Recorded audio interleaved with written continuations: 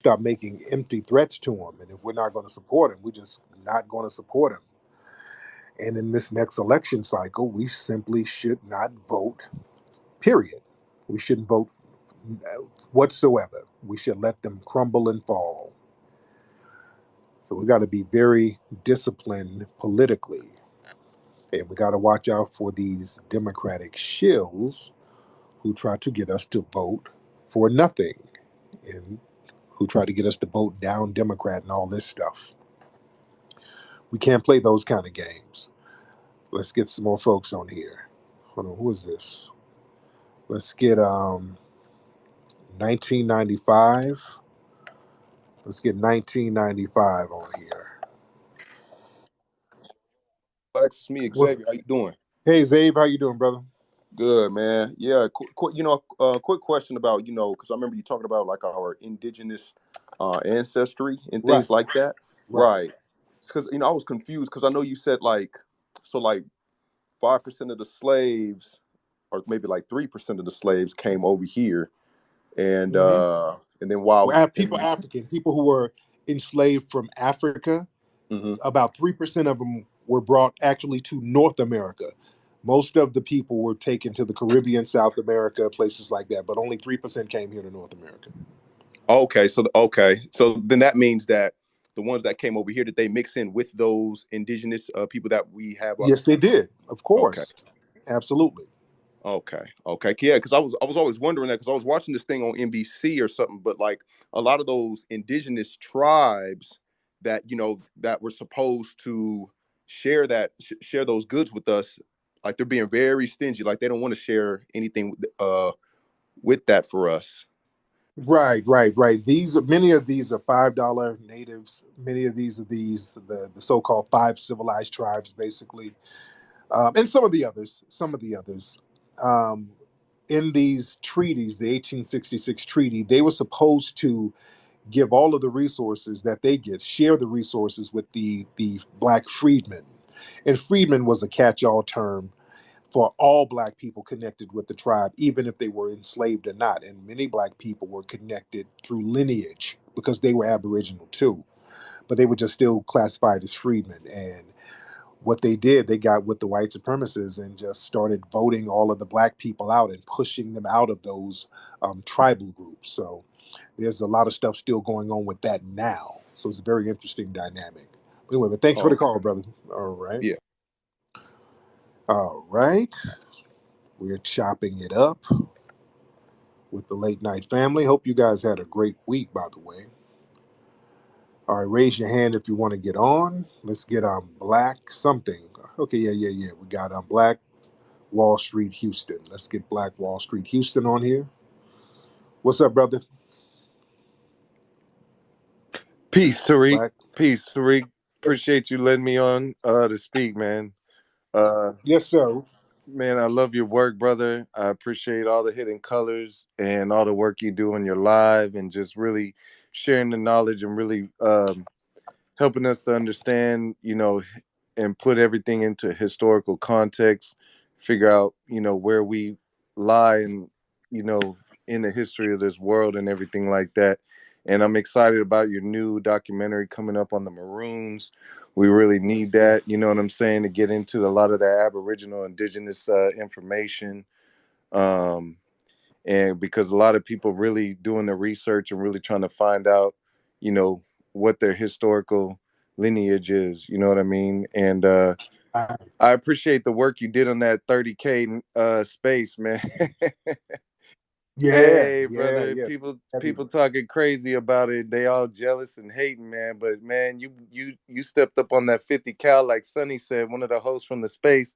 Shout out to Mel, Sonny, and Booby and Jael and the rest of the Oh yeah. tribe. But yeah, man, you stepped up, got on that 50 cal and laid cover fire, brother. We appreciate everything you did, man, because these cats out here just real jealous, talking greasy, because what we saying is like hit dogs holler, the truth hurts. And it's like Yeah. the thing about it, they don't want to acknowledge. See, what we got to realize is a lot of these cats that are immigrating, they come from privileged families, and so they have Mhm. a superior complex even in their own country, and they try to project that onto us, right? to try Yeah, to maintain some sort of superiority to us so we could be more subjected to them. And so what they don't understand, they dealing with the Aboriginal Black Americans, that we are fighters and not fleers, and we ain't taking no more shit. real You know what talk. I'm saying? So Real. they got to understand that we not, putting up with that shit. So they get in their feelings just because we meet them and matching them with the same energy, when they don't understand we trying to have intellectual discord, and then you trying to talk about actual facts and truths, and then they want to get disrespectful, condescending, and all that kind of stuff. And it's like, okay, well, now you're going there, so we're gonna match you with the energy. And then they start getting all Real talk. butt hurt and talking about, African booty scratcher. And I was hosting a space yesterday, and we confirmed between my generation from the 70s all the way up to the 90s that we used to call each other that shit in elementary school. You know Right. what I'm saying? Right. And they harboring that shit all the way into adulthood without getting that shit squared away with somebody. Yeah. Yeah, and that, and that's a term I haven't heard that from many black folks in years. Kids don't even say that no more. And plus, all kids snap on each other and rank on each other, and for them to carry that into adulthood, that was just used to justify their anti-FBA hatred that they already had.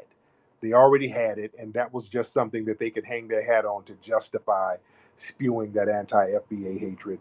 And them being in these clubhouse rooms every day dumping on us, yeah, it's deeper than them being called a booty scratcher when they were a kid. So that's a culture, unfortunately, of a lot of anti-black vitriol that they bring over with them. And hey, man, we just checking that shit. We ain't going for it no more. But thank you for the call, brother. Let me get some more folks in here.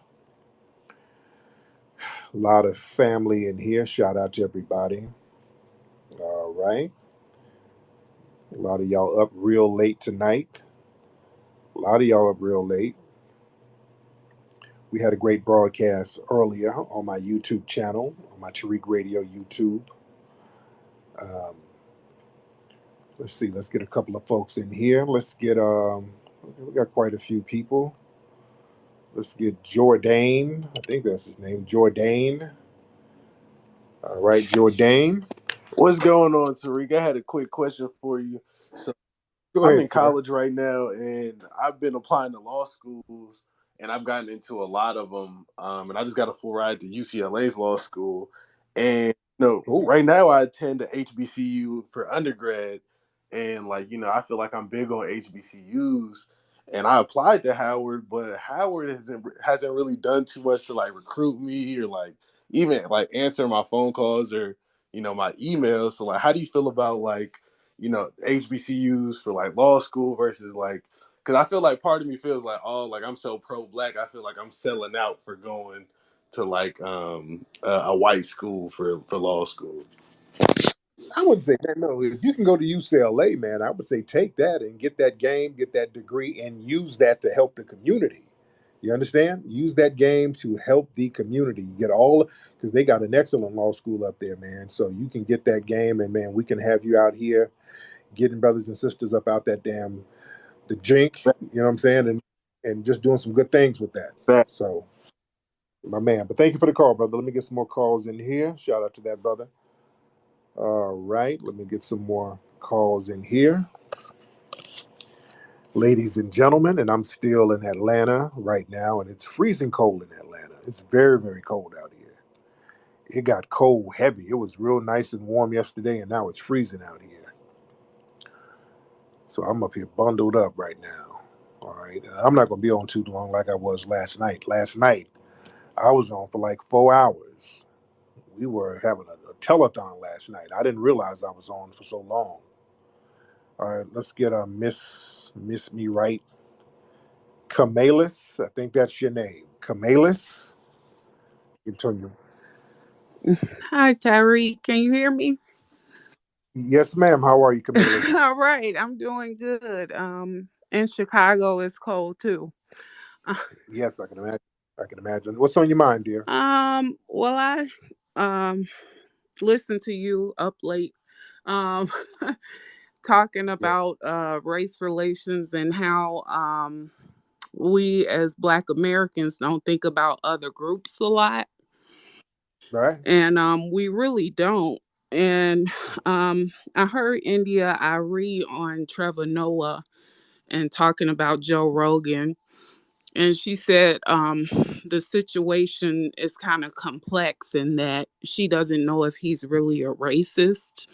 He's just a product of his environment. And so I just wanted your thoughts on what you thought about that.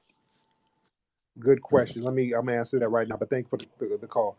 Family, I don't know what it is. There's so many black people, and I've seen this all across the board. Black people have been out here low key caping for Joe Rogan's racism.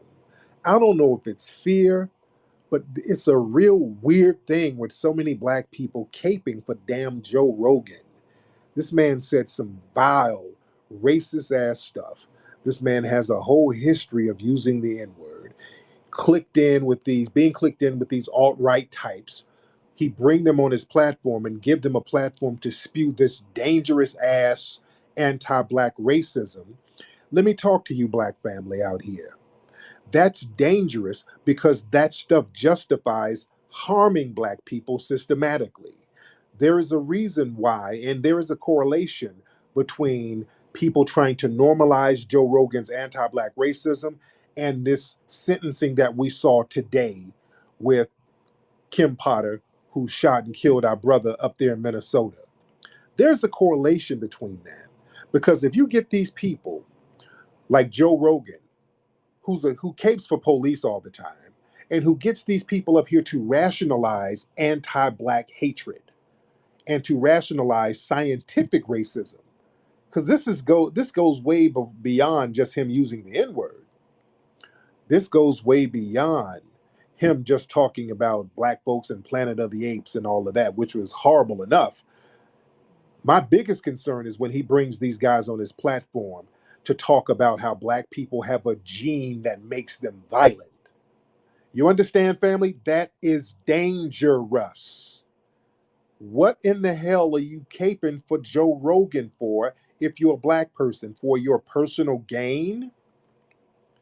So when y'all sit here and normalize that, and then we see a verdict like today, whenever a black person gets shot, people in the dominant society are scrambling to justify it because you got people running around here talking about we got a gene that makes us inherently violent. So whenever something violent happens to us, it's like, oh, well, better him than us because he would have got us. Caping for that type of racism is very dangerous. And I wish black people get out of this cowardly ass mindset where you have to cape for these people who normalize that type of racism. We got to stop being cowards because you put your babies and you put these young people in jeopardy. And it's a lot of older black people on this cowardly nonsense. I got a lot of young listeners. Young listeners may not listen. I feel you. I know that you got some Sambo parents. I know that a lot of the older black folks let you down, but all of us are not on that Sambo nonsense, man. Some of us are out here trying to fight for you. Some of us are out here trying to make sure you kids are good. Because I'm a father of many children. I have many, many children. And they all live with me, by the way. I'm not a deadbeat when I say many children, because some people have a bunch of kids and their kids live all over the place. All my kids live with me. All right. But I look at a lot of these other people the same way I look at my children, these other young people. I don't want to see no young person harmed. And we should not allow our young people to be harmed by these white supremacist vigilantes, these race soldiers, and all these other people. And I'm talking to black males in particular. Because see, when black males get on top of their game, everybody else is gonna fall in line. I've seen way too many black males put the cape on for some damn Joe Rogan, and it's shameful. Shameful, shameful, shameful. All right, let's get Maroc in here. Maroc, what's up, Maroc? Turn your microphone on. Yeah, if you'll allow me, I just wanted to, because I'm getting a lot of people not believing that black people were here before Columbus. So I wanted to post Mm, in the Tron a direct quote from Columbus himself about black people, if you allow me. Go ahead. All Go right, ahead. thank Go ahead. He's gonna post a direct quote from Columbus. And listen, man, it's not even up for debate. People trying to have these janky debates about whether or not black people were here before Columbus. I mean, this has been proven without a shadow of a doubt. This is not even up for debate. I don't really debate with people about it because usually if somebody tries to say otherwise, they're low key trolling because evidence is evidence. I'm sorry. Evidence is evidence, facts are facts. Everybody ain't lying. All of these different scholars, they're not lying. All of these different explorers, they're not lying. Yeah?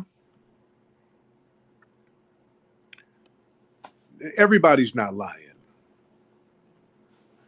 And many of these explorers, when they got here, and this is the thing, when we show the proof, then people try to get, and listen, a lot of these arguments are to waste time because I've seen some of these arguments, and basically it's a bunch of time wasting plebiscite babble. When we start posting evidence of different explorers saying that they saw black people here, the same people that they saw in Ethiopia, which was Africa, meaning they were the same, they looked the same as people looked in Africa. Then folks want to start trying to deflect into DNA. Well, what was their DNA? Well, what did it look like? Well, were they the same species of black? I mean, they could have been black, but not black like us. It gets into plebiscite talk.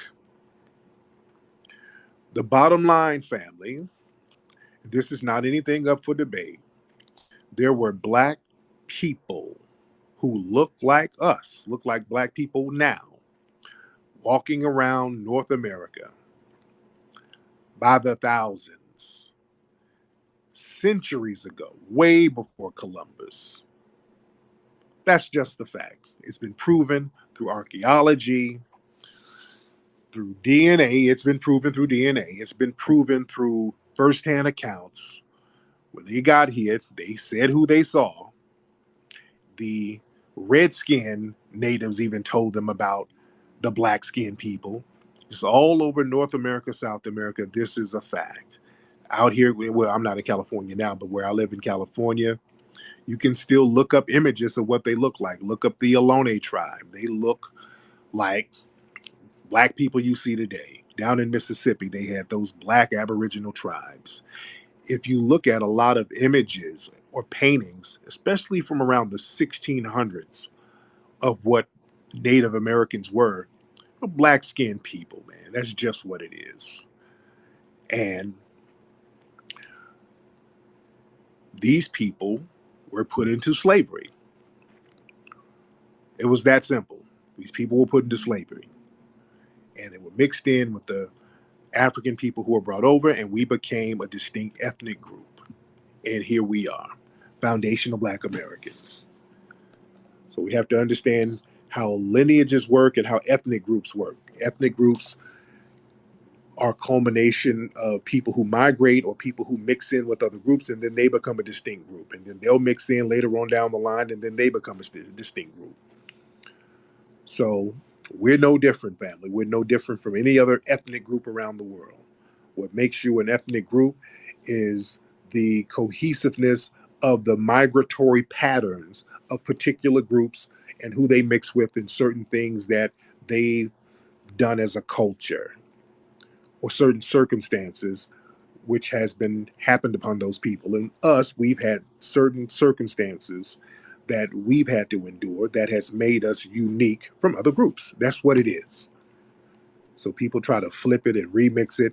And they're trying to flip it and remix it now because we're looking at our lineage in a positive way. Because let's be very clear, everybody and all these other groups, they've always looked at us as a different group from them.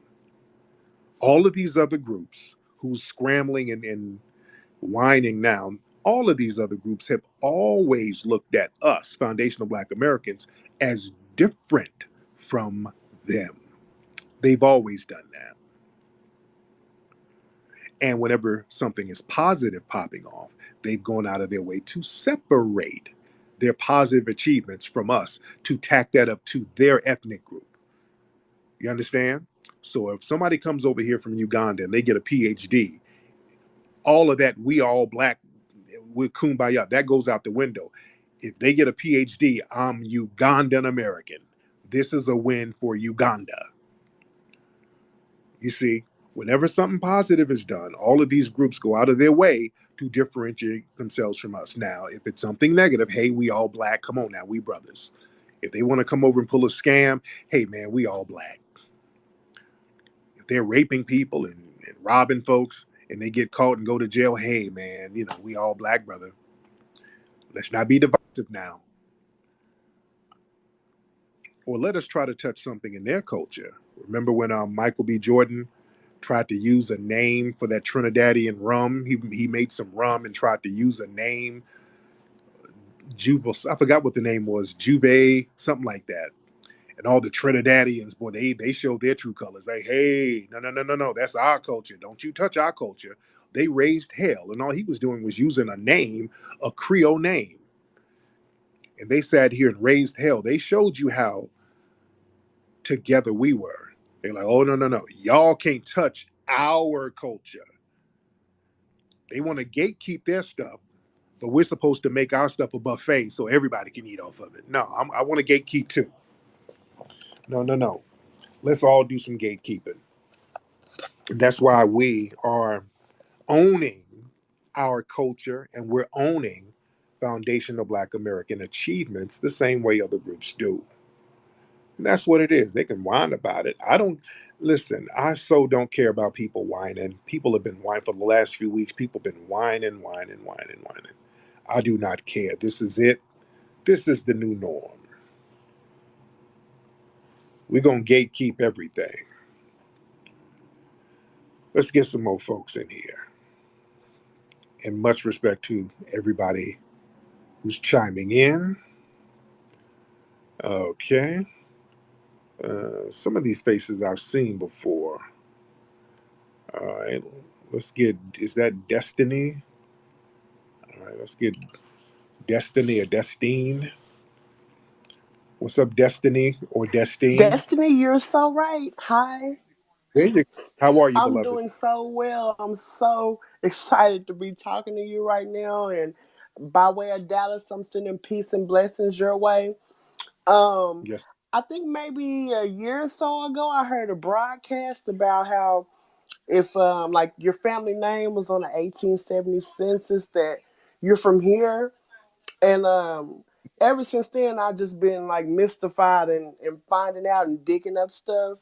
And now that I Hmm. actually know, it's like even more sense of pride, more than I already had, because I already love being black and everything, of Yeah. course. But it's funny that just so recently, I have a Facebook group that all our family is in for our reunion that's coming up this summer. And one of my cousins posted a news article from 1923 about one of my great great uh, uncles that lured the KKK away from his family and was murdered by them and like stood Oh, up to him. And I'm mm, just like, mm, this proves it even more. Like, we were already like here. Like, he sacrificed himself to save his family. So I'm just yeah. saying, thank you so much for everything you teach. And please keep going. We need you. Thank you. Appreciate it. Thank you so much, beloved. All right. Shout out to that sister. Shout out to Destiny. Shout out to our beloved sister. Yes, indeed. Let's see. Let's get a couple more people in here. A lot of folks chiming in. Hilda John, weren't you on the other day? I remember you the other day, Hilda John. All right. Let's get let's see who we got here. Let's get Brother Vince in here. Let's get Brother Vince. Hey, what's going on, Tariq? What's up, Brother Vince? How are you, Good, sir? good. I'm calling from Oklahoma City. Oh, cool. What's on your mind, brother? First, I want to say how funny it was when you was getting when that lady called on your broadcast. I think from Sunday, asking where the museum is, and she was like such a hood rat. That was hilarious. Oh, yeah, Gladys. We called her Gladys. Yeah, yeah, hmm yeah, yeah. But That was. That was It was. funny. One more quick question: should Black people celebrate Mardi Gras? Is that for us? Yeah, we can celebrate Mardi Gras because we do it down there in New Orleans. That of the culture down there. So yeah, yeah, that's something that we can celebrate. We can celebrate all of it, man. Because look, they come over here and they celebrate our stuff. We can celebrate stuff that's brought over. So yeah, it is what it is. So this is why we're going to be celebrating our own FBA holiday at the end of this year. But Aratasase, the holiday that we're going to celebrate a day before Christmas. And you guys can thank you for the call, by the way, brother. You guys can go to aratasase.com. And remember, we're going to be celebrating that every year, December 24th, a the first foundational Black American themed holiday, and we're celebrating that right before Christmas because of the cultural and historic significance of that. First of all, the word Aratasase, that's the foundational Black American Tut language word for arise. And around Christmas in the Americas and in the United States, foundational Black Americans would often plan their escapes from plantations to freedom. They would rise up to freedom around Christmas because they strategically understood that the slave owners would be with their families, the slave patrols would be more laxed at that time, and it would take weeks before they would be the slave owners would realize they had escaped. So there are a lot of very infamous cases of foundational Black Americans escaping around the Christmas holiday. Harriet Tubman rescued her brothers around Christmas. So we're going to celebrate that part of our foundational Black American lineage on December 24th every year. And the holiday is called Arise Day or Aratasasi. You see?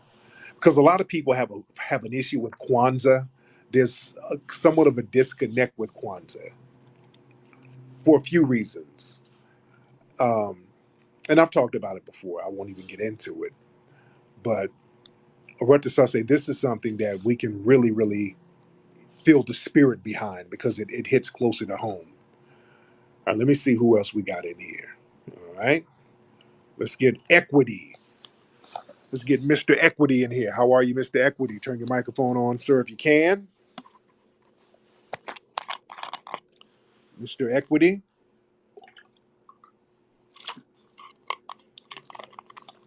if you can turn your microphone on. Hold on. All right, Equity. Let's try it again. All right, we're gonna get somebody else on here. Let's get who else? This Solomon. Let's get Solomon on here. All right, Equity. I got to get you out of here. Solomon, hop on. Hey Tariq, hello everybody. I have been listening you for a while now, and one good thing you said in the last, I think, a week ago. You said tribalism is destroying Africa. I Mm-hmm. think you are very right on that point. But it has been given to us by the colonizers, and right now at this point, it has been built over the years.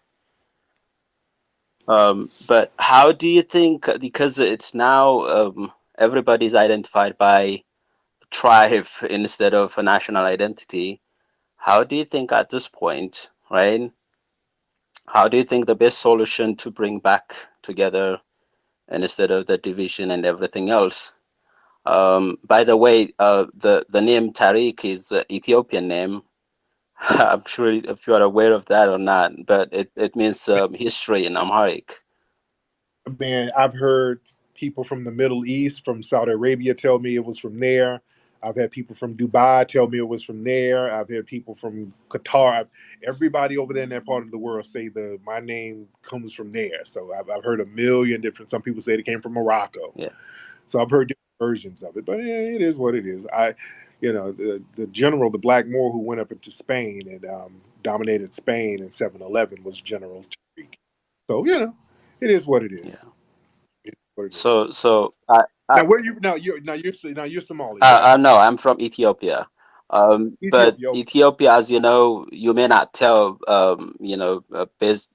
when you look at us, right? But we have over about 85 tribes, different ethnic groups, and then it's still they fighting each other, like because of it has been built over the years.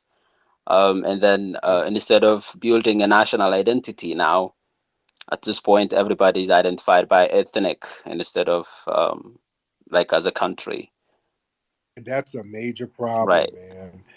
That really has to stop over there because small groups of whites and Asians can just come over there, get on code with other whites and Asians, and just dominate and take over. And some of those tribal differences and beefs, it's just not even practical anymore. At one point, it was a practical thing, but now that we see such a big outside threat, that should have been canceled a long time ago, man. Everybody has to put that stuff aside over there so that they can build and get it together. And then we can start connecting with folks because, see, we can't really get anything going on over there because of the differences that's already existing over there.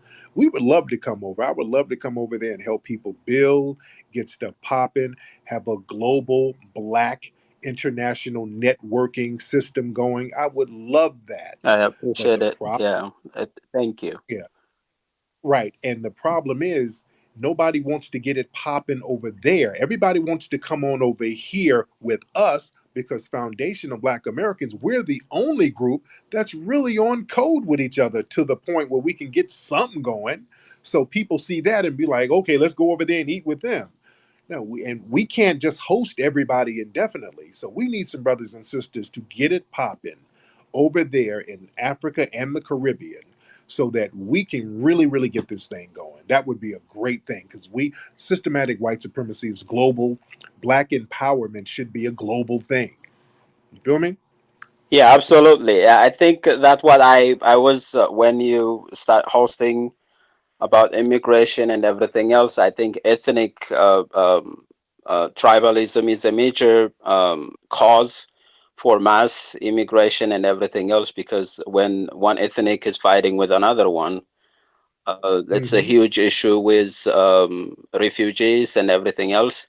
So I hope you can work with. I mean, you have a major platform, instead of like a division, instead of bashing each other, like if there's you can find a way to work with some actors in the foreign countries like influencers and governments, to stop differences and work together instead of division. Hey, there you go. Thank you so much. And the operative word is work in foreign countries. We want to go over there and work. See, we don't want everybody coming on over here. We didn't have enough of that. That's the problem. It's time to get things popping there, right where you are. Get it popping over there so we can come over there. Everybody wants to come flood the zone here, and we just can't keep hosting that. That's not going to work because a sense of entitlement kicks in. Um, then the disrespect kicks in, and then the contempt kicks in. It's just too much. Too much. Let's get some stuff popping over there. It's like cousins. Your cousin always comes to visit you, but you can't go visit them. They come over and eat up all your stuff. Like, hell, let me go to your house and eat up some of the stuff. We're running out of stuff y'all can eat up. All right. All right, let's get this person here. Looks like, is this another Ethiopian person? Ato. Ato. Hello, hello. Hey, What's up, hey, Ato? How Tariq, how are are you? you, man? All right. What's on your mind, Hey, sir? so the first part that I want to say is I totally agree with you. The people that come uh, Yeah. here, like in the U.S., meaning which you already know, like they should respect and all that good stuff. And there's some few or the minority that don't respect and they don't have any regard for like what the Black Americans did and all that stuff. I totally agree with you, right? Now, now the Right. part that I would ask you is this, right? Um, I think there's this question somebody asked you maybe a couple of days ago. She said, "Hey, can you tell me one thing immigrants have done for like Black Americans or something like that, right? And Right. then your answer is always nothing, right? Right. As a group, Okay, nothing. As a group, sure, collective, sure, yeah, yeah. nothing. Okay, so here it is. Okay, as a group, okay. How about this? If we look at it from this direction, like from this view, what about like rappers that actually came here from immigrants, like like the parents, like Biggie, Wyclef, Pete Rock, Cannabis, Bushwick Bill, Grand Puba, Heavy D, so on and so forth, right? When they came here, they came here with the immigrants' parents, and then when they came here, they grew up in the hood and things like that. And if they didn't come here, um, so they came here, and then the people that they associate themselves with, they're Black Americans, and then they help out the community. So they did something, yeah, individually, as I understand, but I think we should look at that as well. I understand collectively, maybe like you're thinking about like a whole Mm, community and things like that. So, no, what about from that no, perspective? No, brother. No, really? no. That don't really help us. And Wycliffe is a good friend of mine too. Hmm. Wyclef has been in one of my movies, so I love Wyclef. That's my brother. But as You far don't as think it helps? no,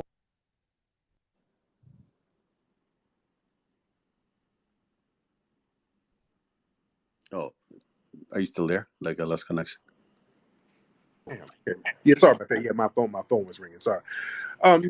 No. A rapper coming over here and benefiting off of a culture that we created that doesn't help us.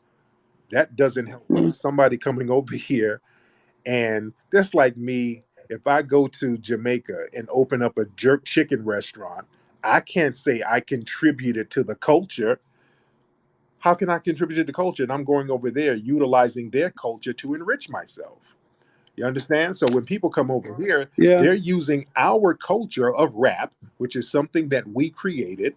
We've been rapping on records since the 1920s. There's records that go way back to the 1920s, a foundation of Black Americans rapping over beats.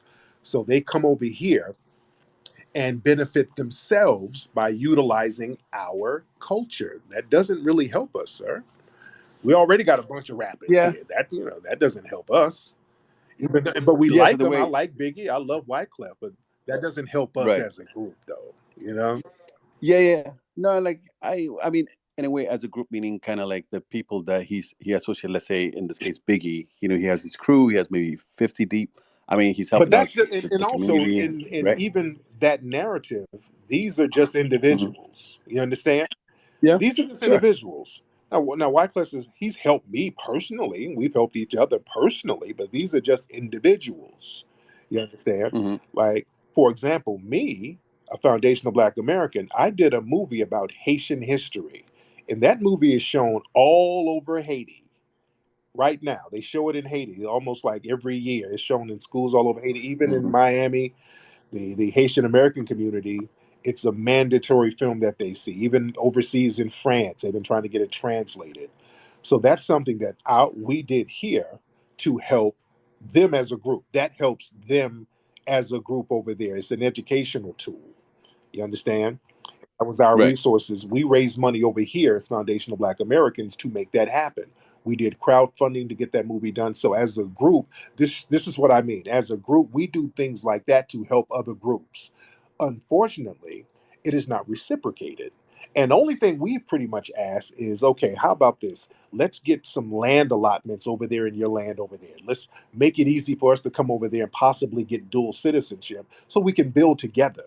And Sure. nobody's really biting on that. So what else do y'all want us to do?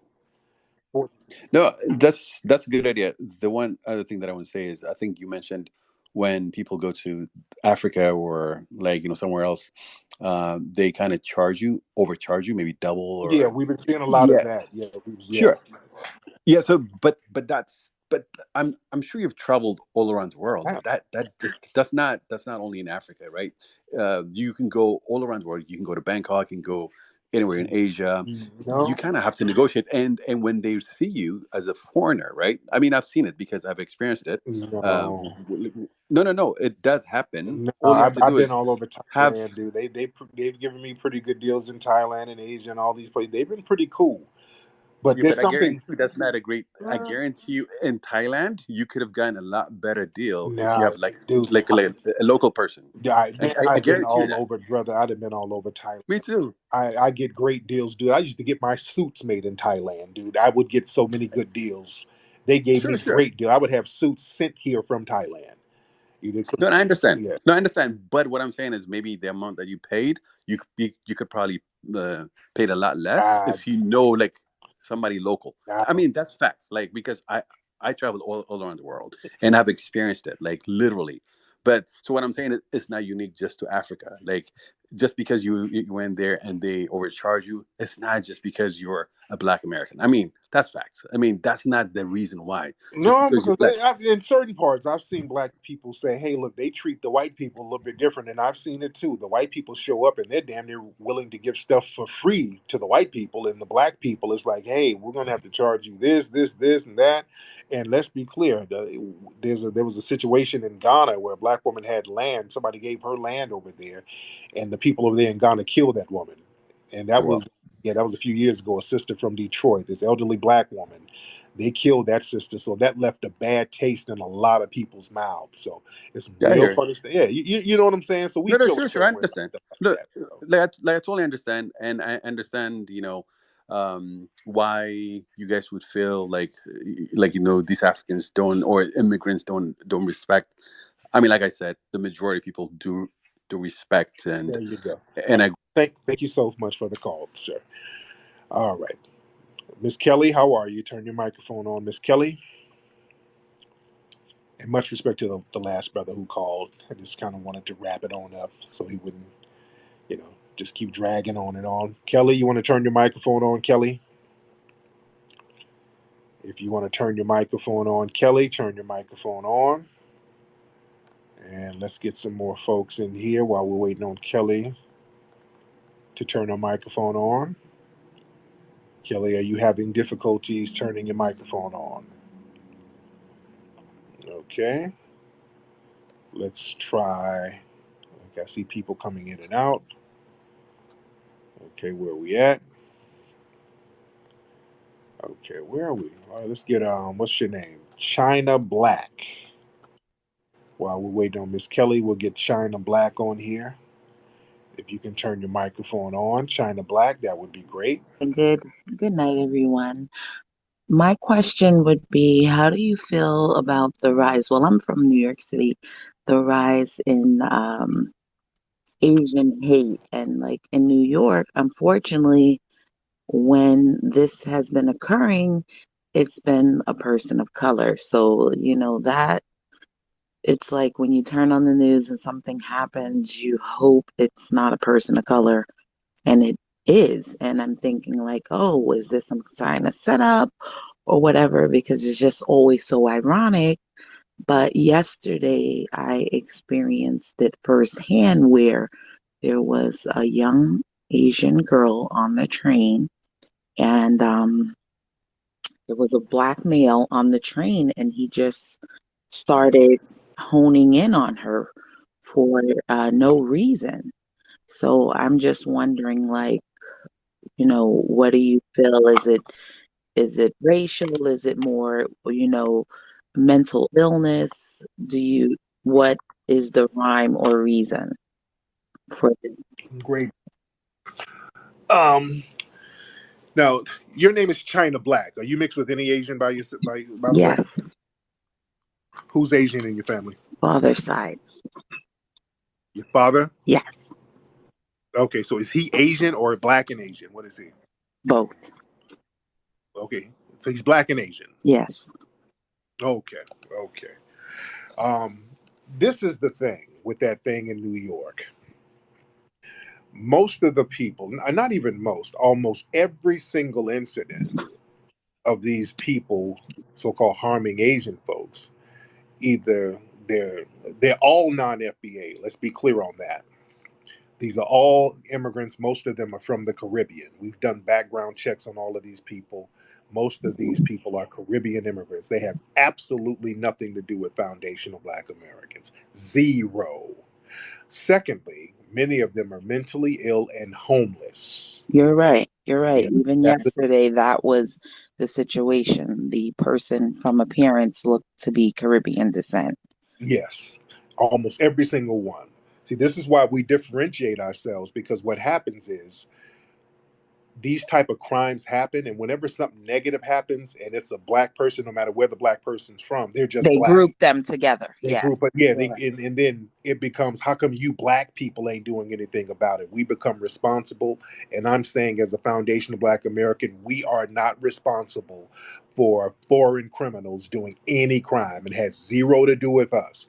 But the problem is they use that to justify new crime bills. Because let's be clear, a lot of those people are being paid to do that stuff, and we. That's where I was trying, what I was trying to find out, Mhm. which I think so, but also in this occurring, just trying to be, I guess, a good Samaritan, because this happened once to two different situations, but once it was a young white female.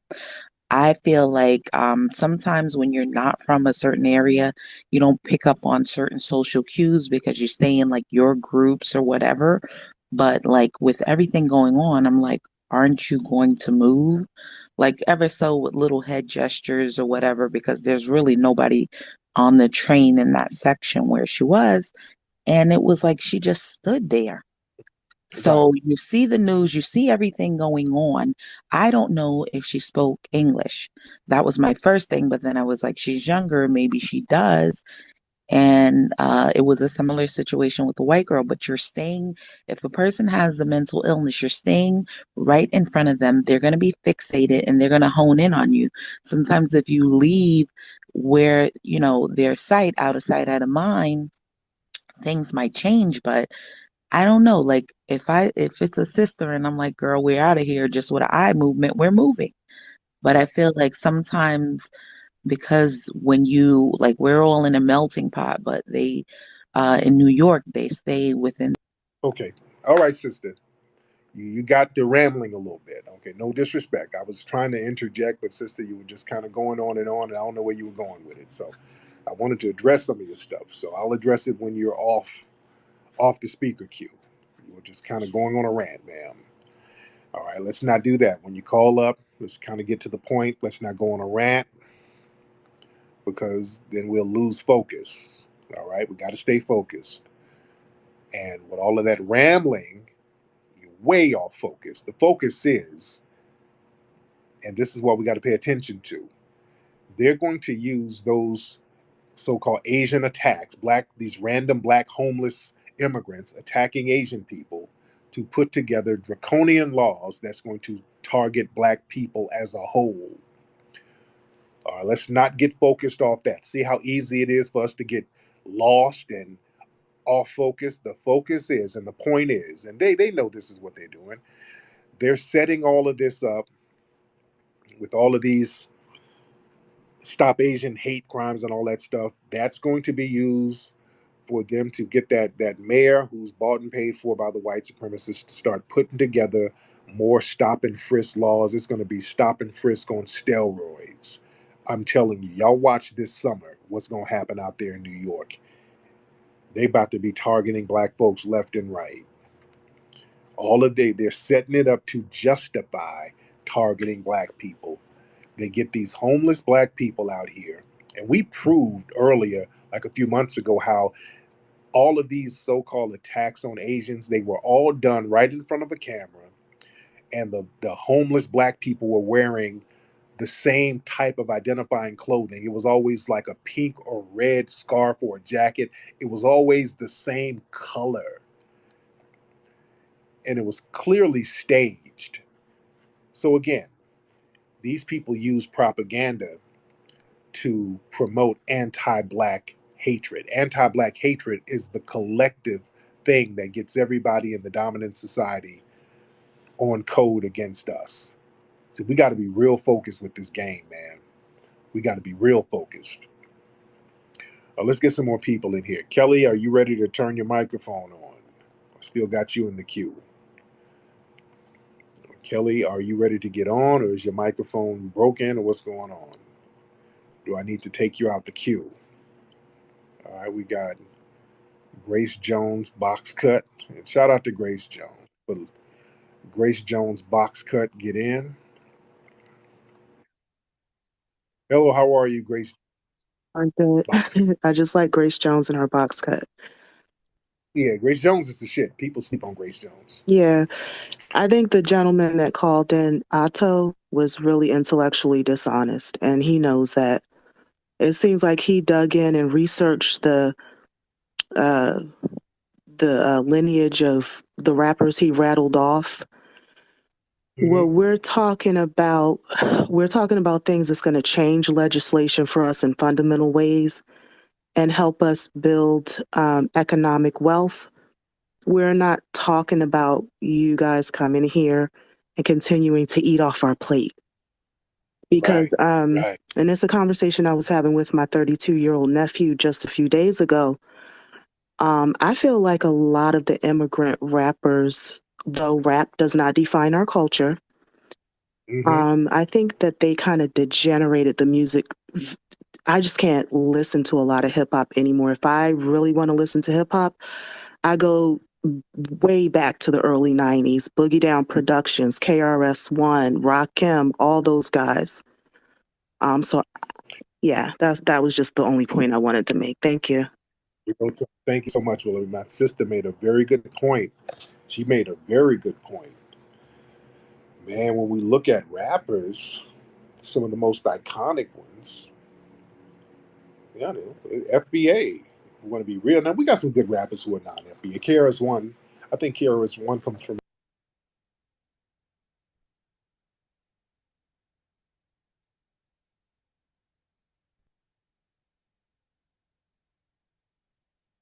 a minute. Can y'all hear me? Raise your hand if you can hear me.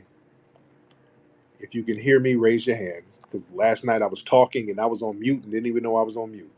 I was talking forever and I was on mute. But yeah, I'm talking about rappers, man. Some of the legendary rappers, Melly Mel, foundational Black American, Big Daddy Kane, foundational Black American, the legendary, the God MC, Rakim, foundational Black American, Nasir Jones, foundational Black Americans, Scarface, foundational Black American. These are my top five people I'm talking about here. Ice Cube, foundational Black American. But let's get into Rakim and Nas for a minute. Those are usually in everybody's top two, Rakim and Nas. And the thing about their flow, these guys, their family comes from jazz backgrounds. Rakim's family was into jazz. And if you understand jazz music is really about a lot of real intricate syncopation in notes, being very fluid and syncopated with notes, understanding how to ride a beat. If you can really get the grasp of jazz, you can really understand syncopation when it comes to music, riding a beat, riding the notes, going in and out, flowing. And Nas and Rakim, they come from them jazz backgrounds, which is foundational Black American music. So this is why they're so precise as MCs. See, you feel me? Now compare that intricate foundational Black American style to some of these mushmouth dudes who we got now, who most of them are non-FBA. Let's keep it a buck. A lot of these mushmouth dudes now, most of these dudes that's out now are really non-FBA. Who's rapping? You look up the background of these dudes because some of these accents, these aren't even Southern accents. I've talked about that many times. A lot of the way these dudes talk, that's not a real Southern accent. It's like these dudes who come from immigrant backgrounds who try to sound like a Southerner, and it's a real, almost a pigeon type of dialect. It's real different from a Southern accent. Listen, I lived in the South, and Black people in the South don't talk like Kodak Black and 21 Savage and those. Back in the day, no Black person talked like that. I want you to look at old footage of like the civil rights movement and listen to how they were talking. Black people in the South, even though they had a country twang, they still sounded intelligent. You understand? And I'm not trying to dump on any of these guys or whatever. I don't know, what educational, you know, the deficiencies they might have. I don't know. I'm not trying to pick on these guys, but a lot of what's going on now, it gets dumped on. Okay, these country niggas. No, that ain't even country. That's something else. That's another country. So this is why we have to understand where these folks come from, and really understand how people try to emulate our culture and emulate it in a negative aspect. So this is why we have to understand how important it is for us to uphold foundational Black American culture so that it will not be degenerated. Because what happens is people come over and engage in degenerate behavior, and it all just gets dumped on us. It all becomes Black culture. And most of the stuff don't even come from us. It comes from non-FBA folks. It's introduced to us.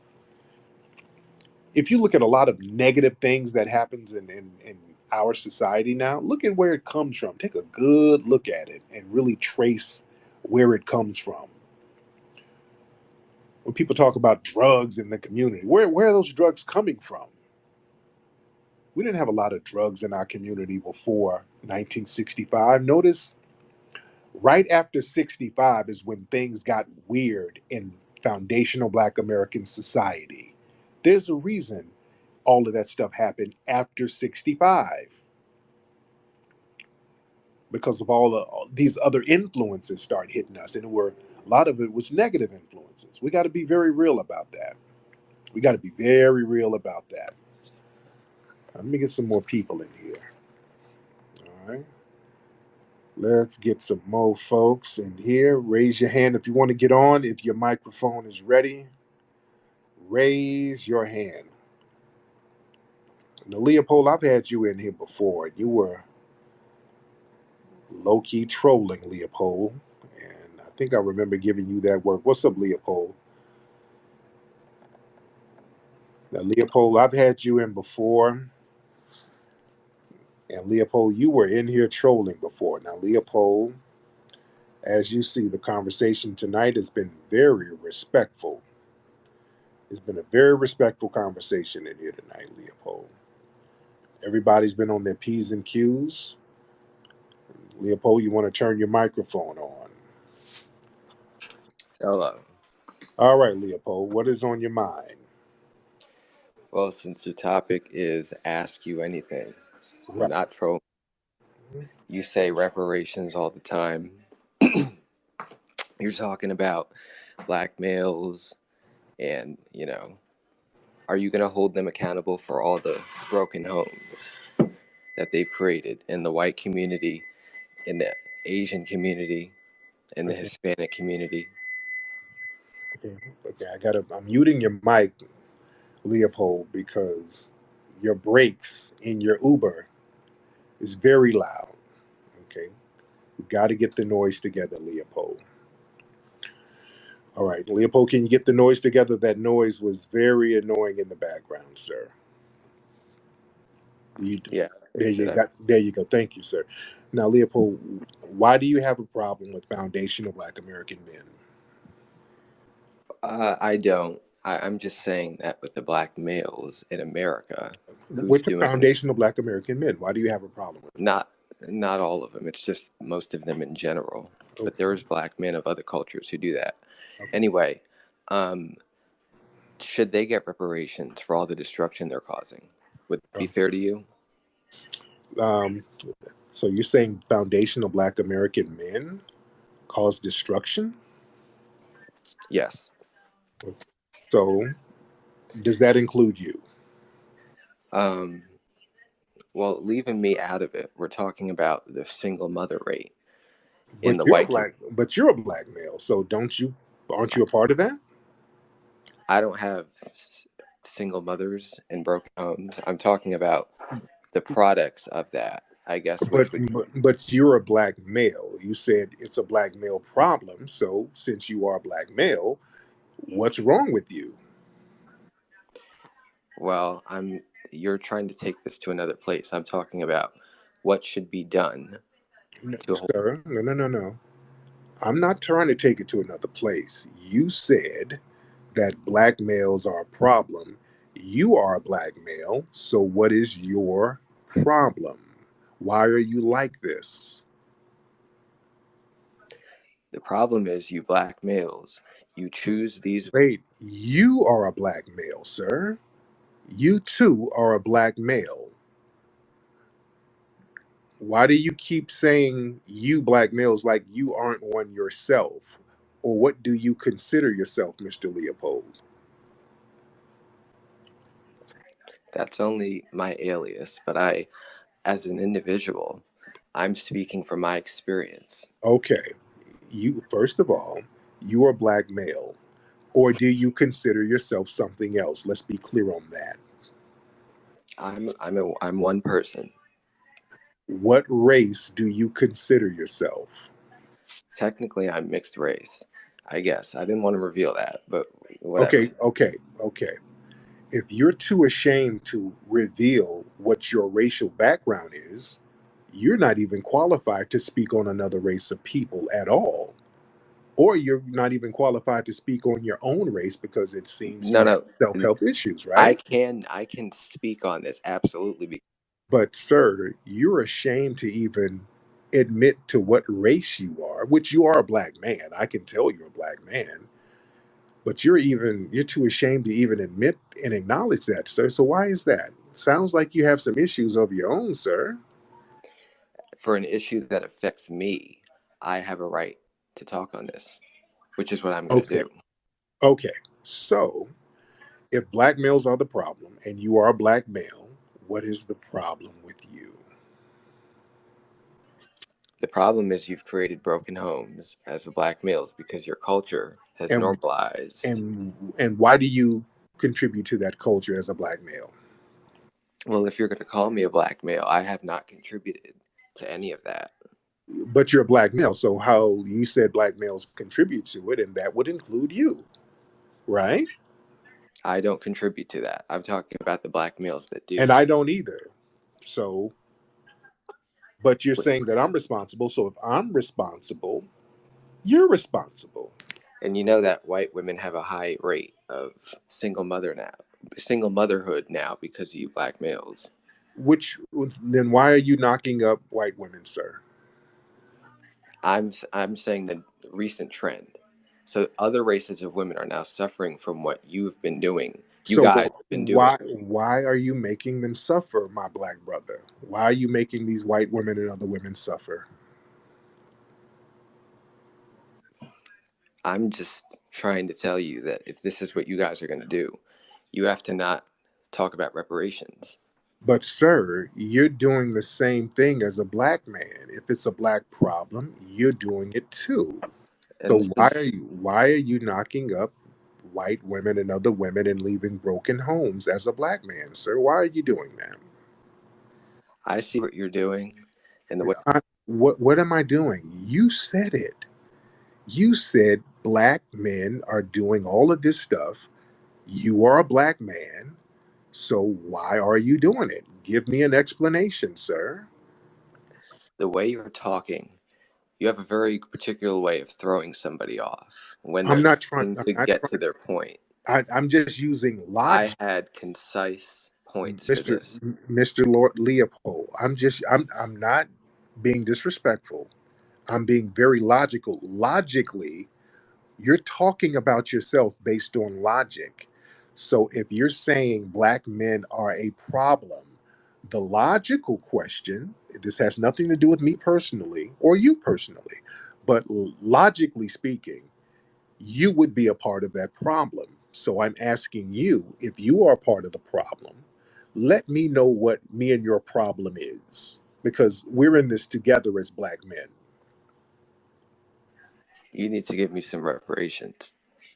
And Okay. black males need to give me reparations. So we need to give each other reparations, right?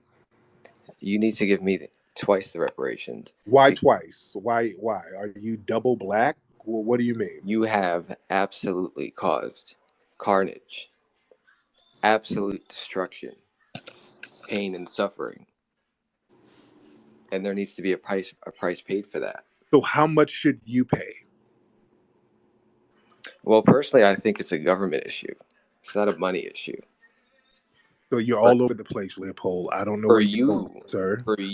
you should pay reparations. You black males. You too. How much should you pay, sir? I'm not paying you shit. I think you But you're a should pay black me. male. You said black males should give reparations. You're a black male. So why are you exempt as a black male? I'm not exempt, but I need reconciliation for Let me ask you, the Leopold, damage Leopold, Leopold, that you've Leopold, caused. Leopold. Are you LGBT? I do what I want. Okay. And I'm not disparaging your lifestyle. I'm not. I respect everybody's lifestyle.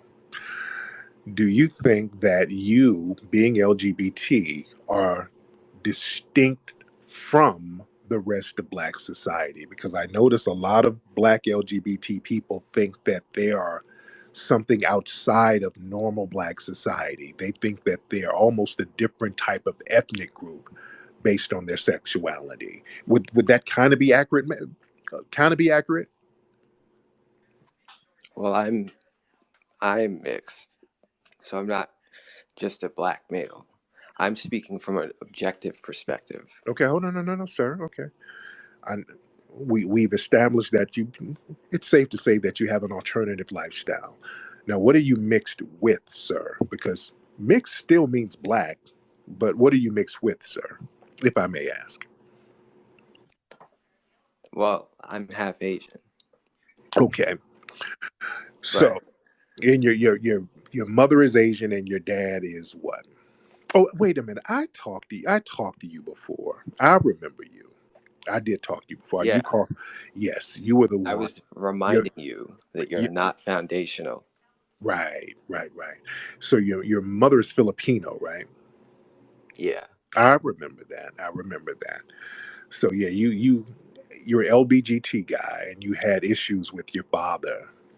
You have a lot of hatred for your father, and you were kind of projecting that hatred you had for your father, sir. And your father was probably, males act like unfortunate. he does. He what? He what? Black males act like he does because that's your culture, But you're still a black male. You're not Filipino. and you rotate women around, and you do it vindictively. Well, I've that's what seen it. your dad did that to your mother. I've Yes, seen it. You do uh, this so you can harm the offspring, so you can make them. sir. Your dad did that to your mother, and you got to get over those issues with your dad because you're projecting that hate onto yourself. You're taking it out on you. You're really trying to project it onto me and other black men, but that hurts you. Your dad, you know, was banging all those women and didn't nurture you, and then you know you had to have an alternative lifestyle, and you kind of blame your dad for that. I'm And that and that projecting and that's on a fair emotion to have. you are the leader of this movement of So the black males and I'm saying not. they, I'm, that no, they no, no. Calm down, calm down. Now you just don't just start talking. I'm trying to have a therapy session with you, sir. I'm trying to have a therapy session with you. I'm not a leader of any movement. I'm not a leader of anything. We're talking about a lineage, but we got to talk about your lifestyle, and we have to talk about how you have to why come don't to we talk some terms. solutions? Yes, we do. We have to talk solutions, sir. But we have to really get you in a good space where you're comfortable with your sexuality and your race, because you have an So identity here's conflict. my solution. You don't deserve reparations Okay, until well, okay, you are held accountable. okay. Don't worry about that. That's something you just kind of ranting. My biggest concern is Why do you you. deserve reparations? Okay, Since sir, calm down, calm down. I just want to make sure that you're good because you have these self-help issues. You have self-identifying issues, so that might make you dangerous. you're not going to gaslight me. Understand that. I'm not gaslighting you, You're not getting reparations either. sir. Calm Another down. thing. You don't know what we're going to get. Calm down, You're not getting reparations. sir.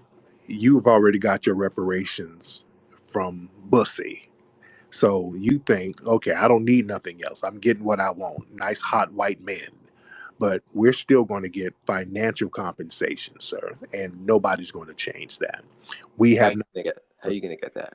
sir, the same way you get white men, we're going to get that money. All We you do is talk. and Not all you live. and all you do is deep throat white men. But we don't knock your Just life. like a mere lie.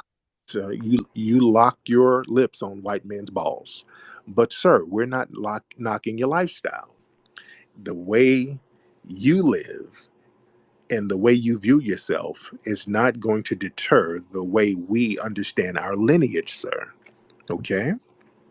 We understand who we are. You have an identity Your crisis, lineage is being buck broken on plantations. sir, That's your lineage. and you call those the good old days. And you wish we can go right back to those days, but we're not going to go back to those days. That's why you don't want no money.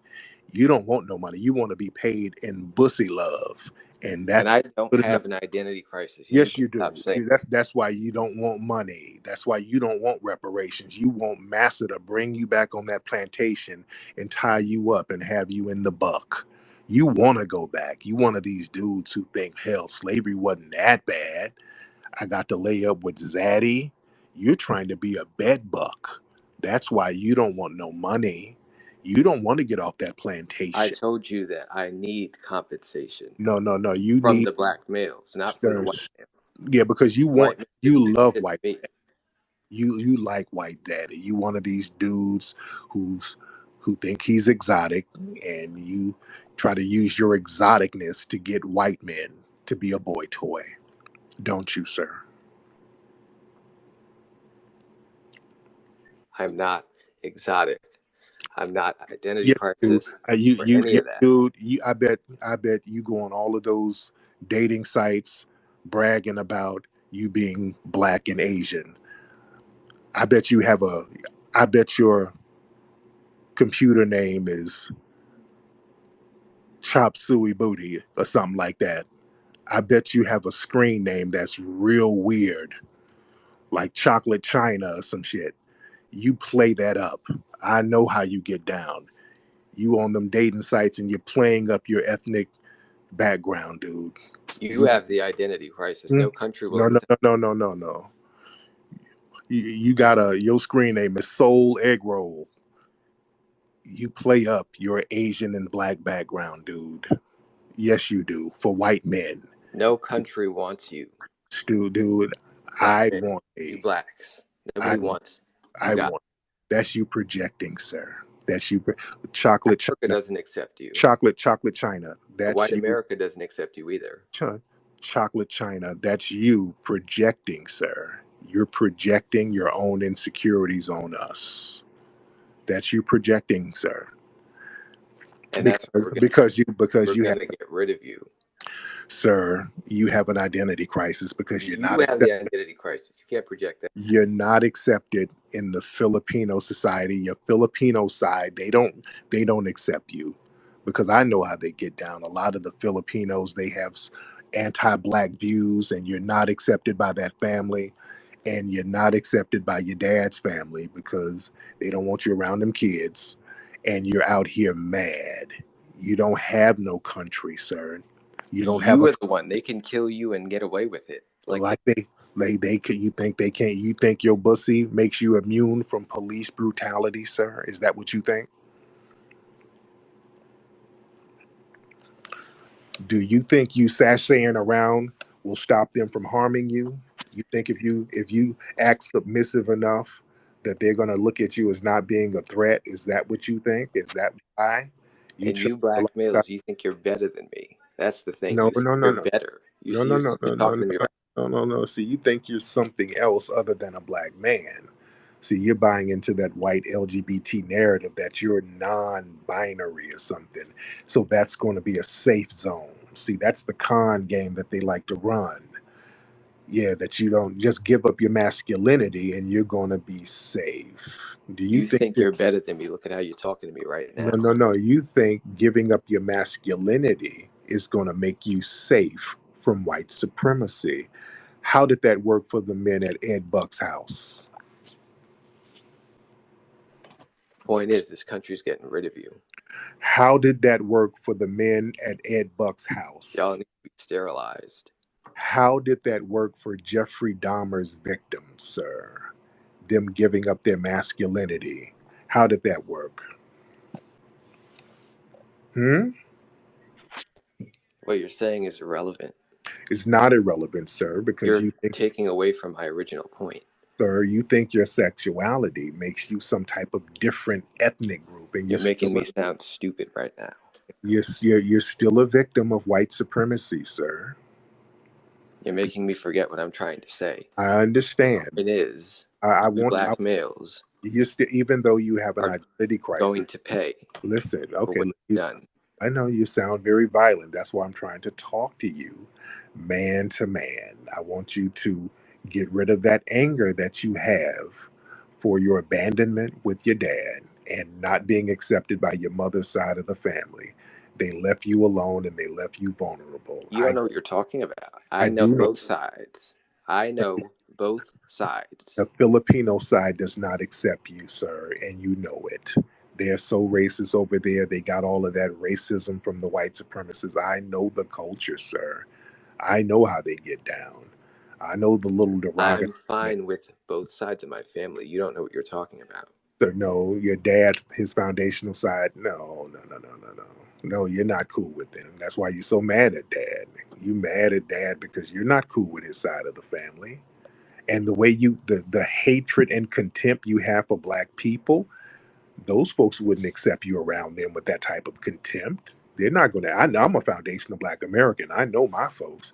They're not going to have some hateful ass So, member yeah, of so the then black. that's the They're not thing. going to have you around. That's why you're so mad at them. They're not going to have you around like that. That's fine. So what do you think should be done to hold this to account?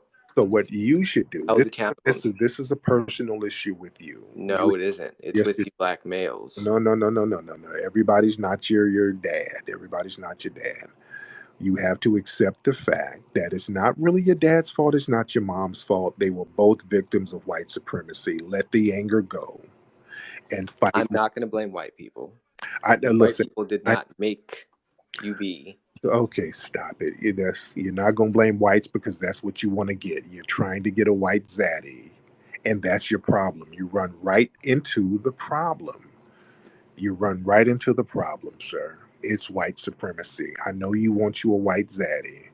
You want to get back on that plantation. White people is not making you black males run up in these women and then tell them to have abortions because they don't use Stop it, protection. stop it, sir. That is what you guys are choosing. Sir, no, we don't. I don't do none of that. All my kids live with me, and I have a wife at home, and all my kids except one is by my wife. So I'm not like your dad. Everybody's not doing dusty things, and you keep talking about black men, sir. You don't want to talk about the Filipino side of your family, sir. Do you really want to put this on black men? Because you do You- this in everywhere you go. This is why no one Sir, wants sir, any. don't sit here and put that on black men and the Filipino side of your No family. country wants black males in with Dude, their women. dude, the Filipino side, the culture over there with the child sex trafficking. Yeah, you're not gonna put this on us while you sit here and protect the Filipino side. There's a lot of janky stuff going on over there in the Philippines with the sex trafficking with kids. Man, they got sex child tourism out there, and black men ain't got a damn thing to do with none of that.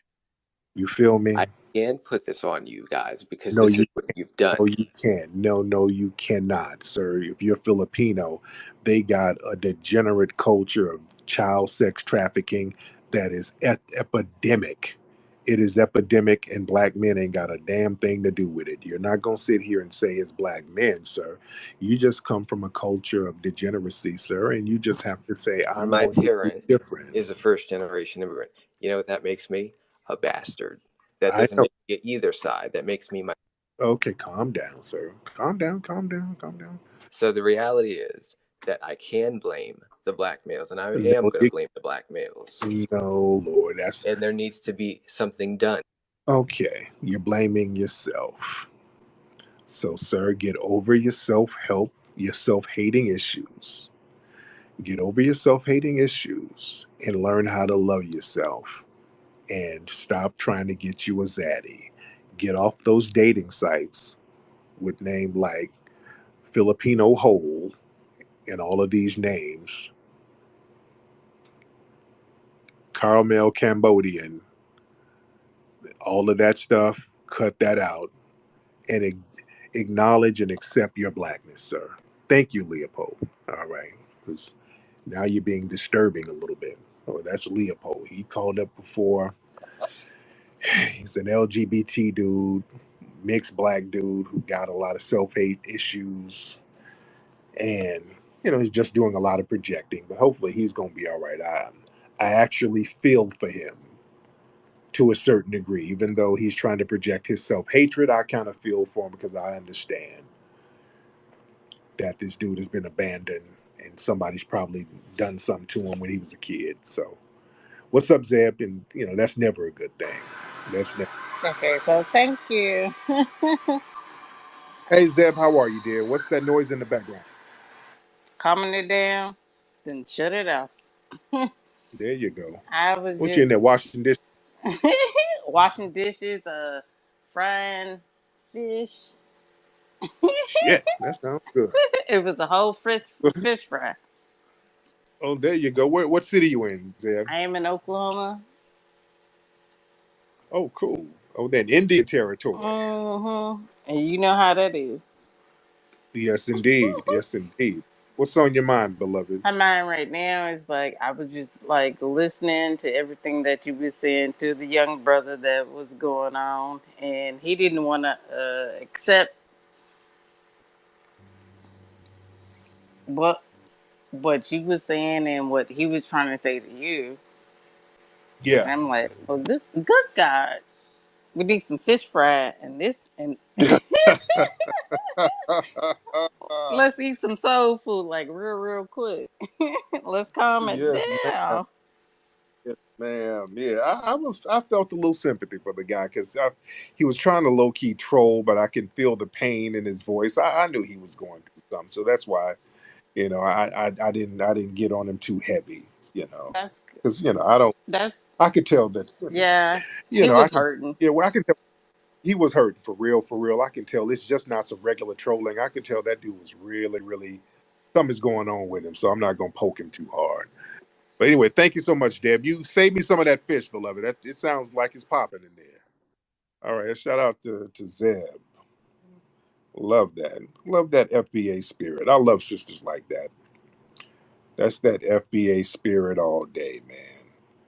Let's get some more folks in here on this beautiful Friday night. I ain't gonna be on. I always say I ain't gonna be on here too long, and then I stay on here too damn long with y'all. I'm having interventions in here tonight. Kelly, are you still up here, Kelly? You want to turn your microphone on, Kelly? Because Kelly just been sitting here. Yo, Kelly, you want to turn your microphone on? Let me get Kelly out the queue. Okay, she just sitting there not doing nothing. All right, let's see. Let's get some of these other folks. We got. Let's get who's these people? Okay, let's see who we got here. Y'all raise your hand if you want to get on. Raise your hand if your microphones are on. If your microphones are on and you're ready to chop it up, raise your hand. All right, all right, all right. Let's see. Let's get Mark. Let's get Mark in here. Let's get Mark. Mark, how are you?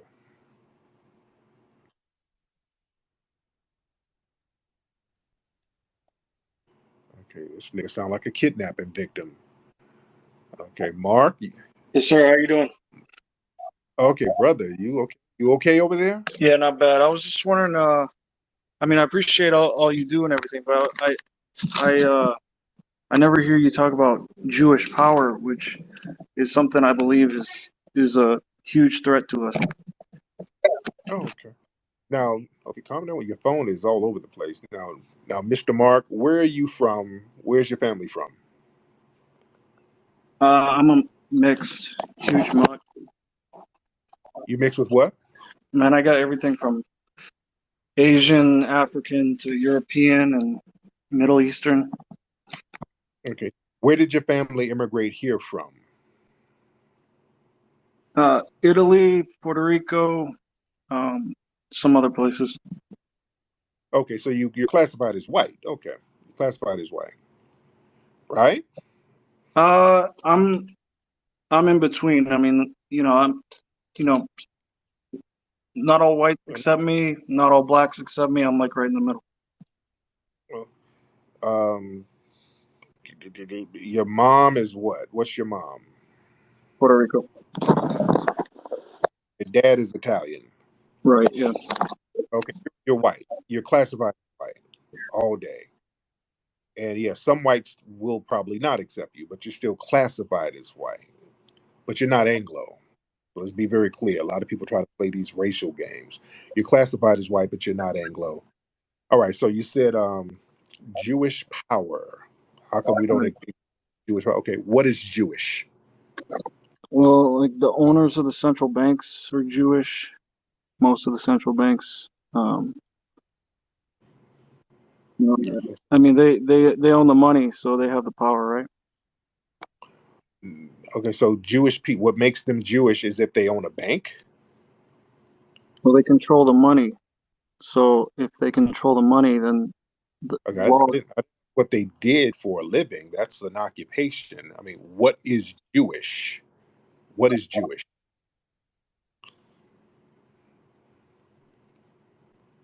Jewish is well, I mean, there's different ways to describe Jewish. I mean, Like how? uh they're Jewish descent, so there's different types of Jewish, but the owners of the central banks are Jewish. Okay, I don't you keep telling me about people's occupation. I'm just talking about racially. You said I should talk about Jewish domination. And I don't know what Jewish is, to be honest. I don't know what Jewish is. Well, Jewish, so there's some talk about these types came from Khazaria back in centuries ago. Um, Okay. So how do I different? Okay, so how would I know the difference between an average white person and a Jewish? What's the difference? How would I know that as an outsider? And I'm naive. This is why I'm asking questions. yeah, so well, they definitely don't uh, identify as white unless it somehow benefits them, but they always go to go to being Jewish whenever they uh, they need to. Okay.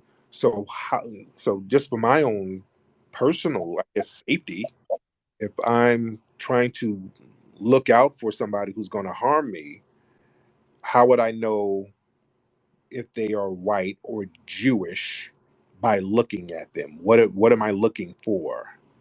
I need to know some kind of differences, not based on occupation, because if I see a person who's a banker, how would I know he's a banker?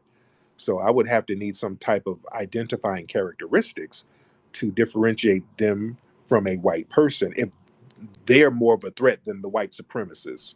So what would I be looking for? There's different ways to identify them, I guess. I mean, some of them try to hide their Jewishness, Okay, um, so it's not always easy to identify them. But okay, so they look white. uh, I guess some of them, yeah. Okay, so if they look white and they can kind of hide in white circles, how why should I differentiate between white ethnic groups if they're a problem? How would I know if they're a problem or not a problem if they are blending in with the rest of the dominant white society? Well, I mean, if they're the ones that are more of a threat, then of course you would want to be able to distinguish. I mean, and you have reasons for wanting to distinguish FBAs from other black people. So I Right. think But we're still black though. Even though I'm from a distinct ethnic group, foundational Black Americans, I'm still black. And black people from Africa are still black. Black people, people from the Caribbean, we're still black. So we're still part of the same race. You understand? right, yeah. So, so my thing is, I say the problem is white supremacy, systematic white supremacy. So my thing, I'm looking out for people who could possibly be white supremacists. Wouldn't that be a bigger threat, sir? I I don't really think so. Because I know some Jewish people who are not a threat. I know some white people who are not a threat. I know some wonderful Jewish people. I know white people who are not racist at all that I'm very good friends with. So my thing is, I look for white supremacists or suspected white supremacists.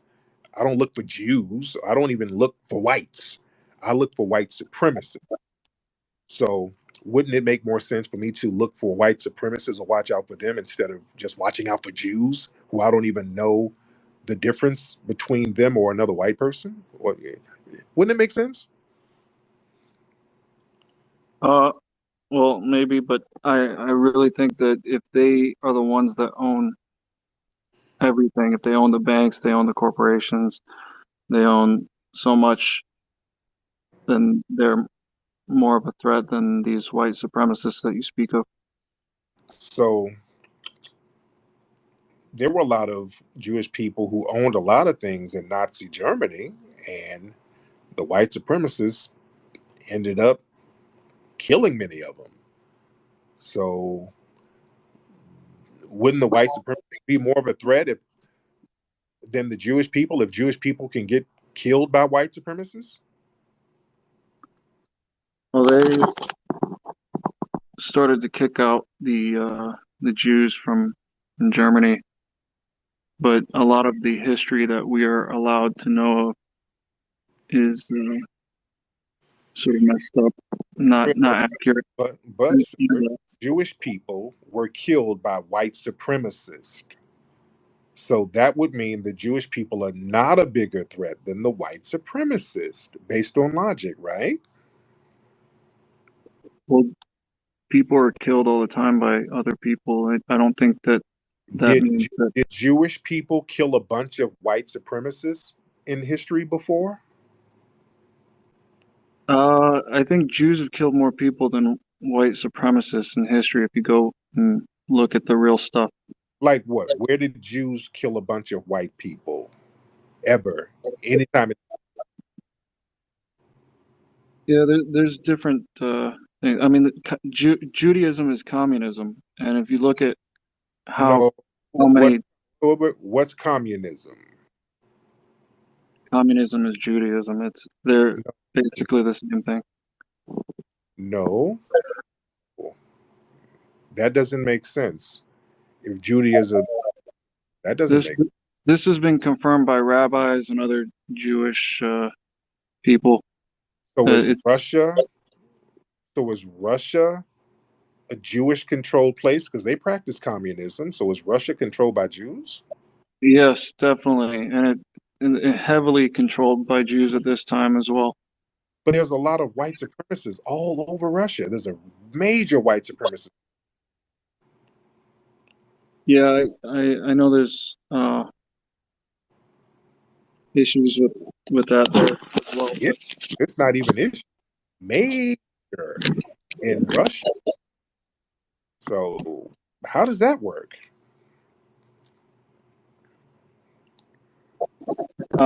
Well, it's just another issue that has to be dealt with, but the stronger force there is the Jewish force.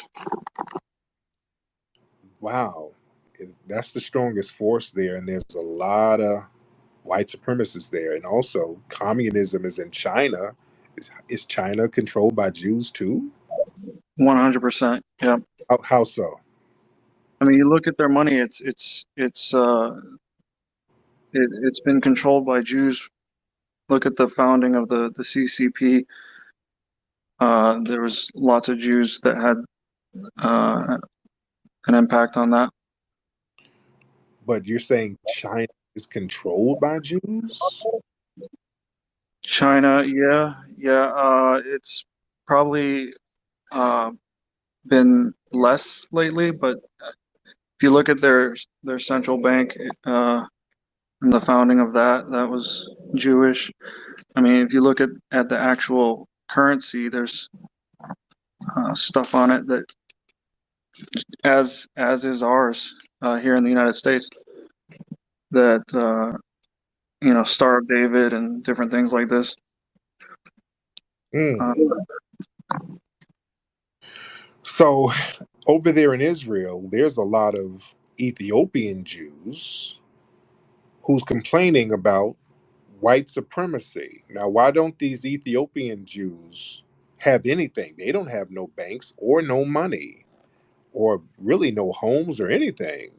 So this is a Jewish thing, and the Ethiopian, many of them are some of the oldest Jews, and they're complaining about white supremacy. How does the Jewish thing? How does that work? yeah, so the light skinned Jews are dominating, um, Oh, but it's it's so not. white supremacy again. It's right back to white supremacy. That's Well, what. it's because these Jews don't see the Ethiopian Jews as real Jews. They're I'm telling you, they're the worst racists. That I mean, and if you look at their religion, the Talmud is their holy book, if you want to call it holy.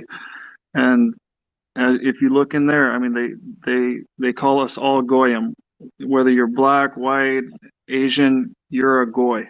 They don't care.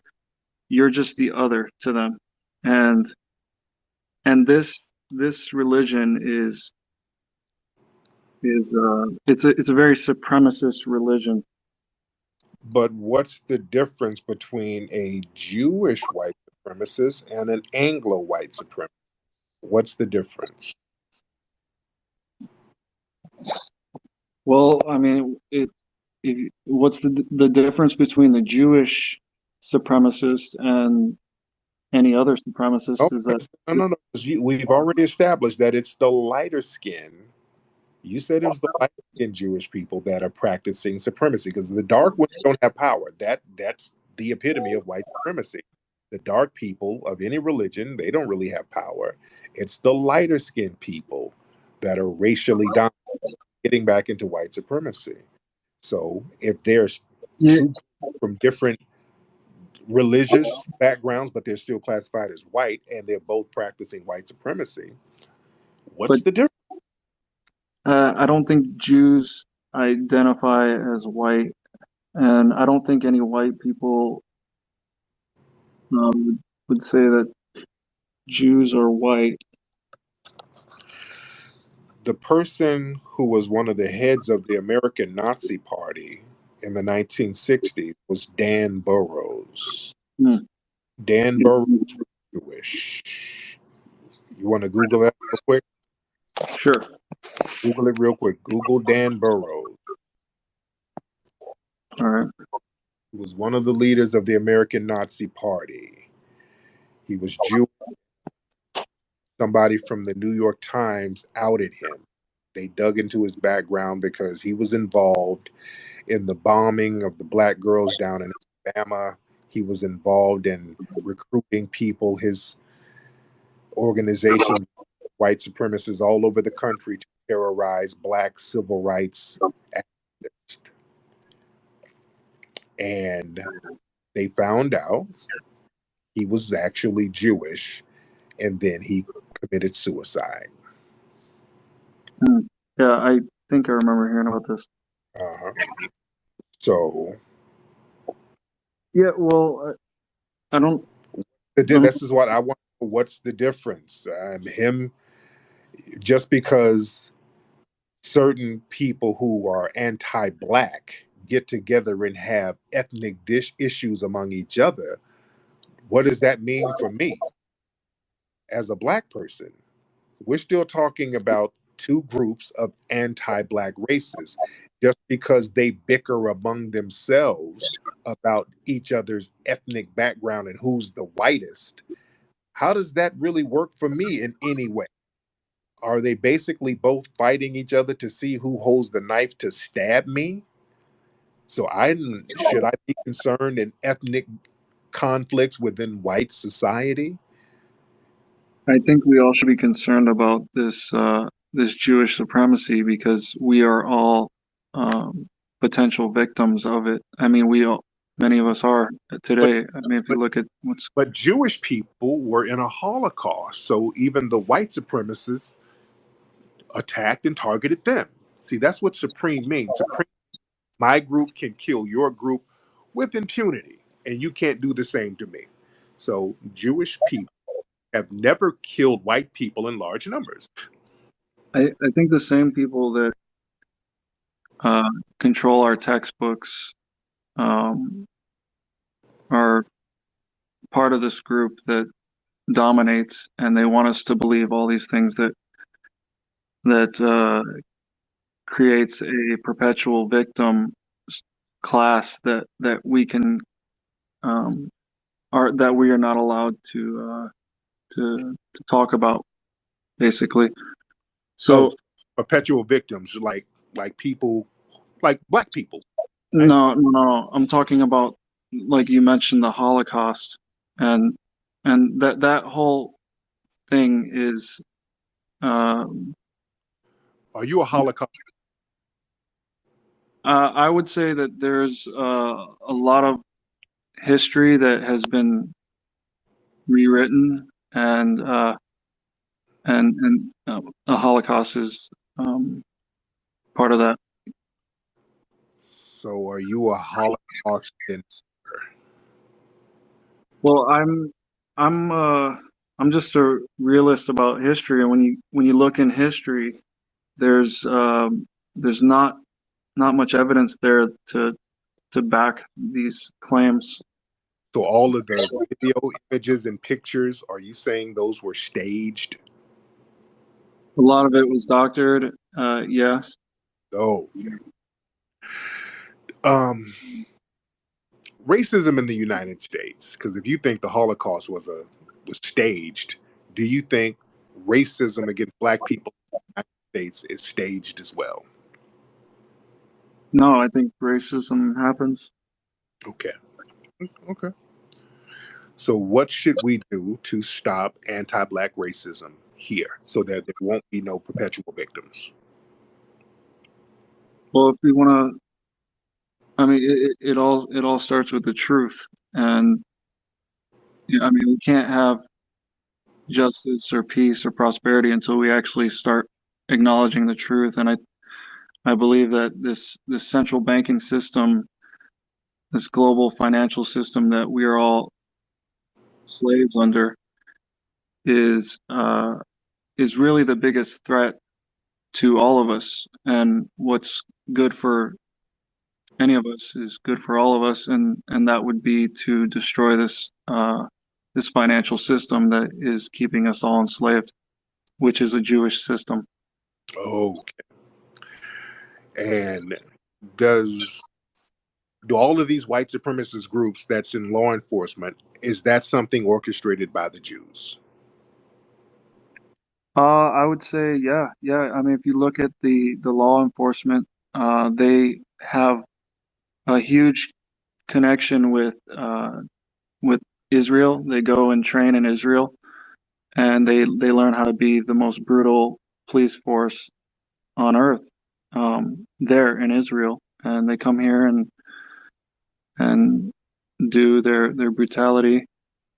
Okay, Uh, so the police are funded by the Jews, according to you, but then I hear people say that the Black Lives Matter activists are funded by Jews too. Which one is it? well, the thing is the Jews benefit when there is uh, chaos within countries that are not Israel, right? So yeah, they will fund both sides. They've been funding both sides of every war for the for centuries. They fund both sides of every war. So of Mm, course they're going to support the blacks, they're going to support the whites, and they're going to have us kill each other because we're all goy. We are goyim to them. If you look in their holy, so-called holy book, the Talmud, we are just goyim. okay. So, and by the way, who orchestrated the Holocaust hoax? If it wasn't true, and it's all doctored, and I don't know how you fake all of that, but who orchestrated it? Who did all that? Uh, I I don't know all the specifics of who did it, but there's a lot of evidence that's out there. If you dig hard enough, you can find people talking about how the camps were nice. There was a pool. And all these different things. I mean, they were trying to get the Jews out of Germany. Yes, yes, they were. They were. They were But trying to get all of the communists. okay, but you can't say, because listen, my family, I had an uncle. My uncle Eddie went over there to Germany. Many of us foundational Black Americans, our family members went over there to Germany, and they saw things with their own eyes, and they would tell us stories about the things they saw. So what they saw was real. My family had no reason to lie to me, so what they saw was real, sir. So we have to. If you say we're going to have to speak the truth, we got to tell the truth. The stuff that happened over there was real, right? Yeah, well, they were trying to get the Jews out. I mean, uh, if you look, there's evidence that Hitler had a plan. He had an agreement to get the Jews and send them to Palestine, transfer all of their wealth to Palestine, and then eventually Judea declared war on Germany. And this is historical fact. You can look and uh, find this in newspapers. Okay, so Uh, you were a Hitler sympathizer, sir. I'm not a sympathizer with anyone, I don't think, but I I just want to get the real truth out, and from what I can tell is most of the stuff that we're fed in the government schools are lies. Okay, but sounds like you agree with Hitler. Do you agree with many of Hitler's ideologies? I I no, I what I believe is that Hitler saw what was happening to Germany with the culture, and the banks were taking advantage of the country. And so, I mean, the first thing that he did was he made pornography illegal, and he made charging interest illegal. Okay. And and from there, he turned Germany around. Germany was, it was like it was just terrible what was going on with the people there, and he turned it around, and it was a functioning country again. Yeah, because they were invading France and taking all of the gold and the resources out of the banks, and many other places around Europe. They were invading places and taking their resources and decimating the places and building up their economy. And they codified the people by having a common enemy for everybody to rally around, which were Jewish people. So, do you think that's worth it? And not just Jewish people, but it was Black people over there too, the Afro Germans that they destroyed. And let's go into the Second Reich, the Germans, even before they got with the Holocaust program over there in Germany with the Jewish people, the Germans were over in Namibia wiping out Black people in Africa too.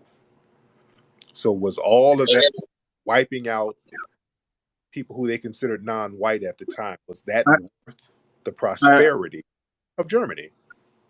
no, I don't think that. Okay, so they were. they were going around and they were reclaiming some territories that were taken from them.